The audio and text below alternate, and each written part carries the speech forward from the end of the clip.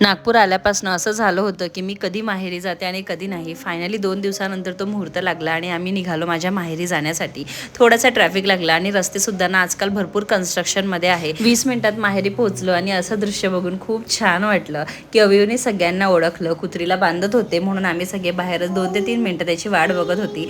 अविवचं असं झालं होतं की मी कधी आज जाते आणि कधी नाही. गेल्या गेल्या आजीला तर प्रचंड खुशी झाली होती. गरबा खेळत होती आणि तिला माहिती आहे की अविवला स्पून्स खूप आवडतात म्हणून त्याच्यासाठी सगळे स्पून्स तिने आणून दिले की बाळा खेळ. आणि एवढंच नाही तर मामा आजी आजोबा सगळेच खूप लवकर आले होते दुकानातनं की आम्हाला अविवबरोबर टाईम स्पेंड करायचा आहे. हे सगळं बघून मला खूप म्हणजे खूप छान वाटतं. एवढंच नाही तर अविवला कंटिन्यू देवघराकडे जायचं होतं. आजी तू गाणं म्हण मी टाळ्या वाजवते असं त्याचं कंटिन्यू सुरू होतं. आणि एवढंच नाही तर त्यात त्याला घंटीसुद्धा हवी होती.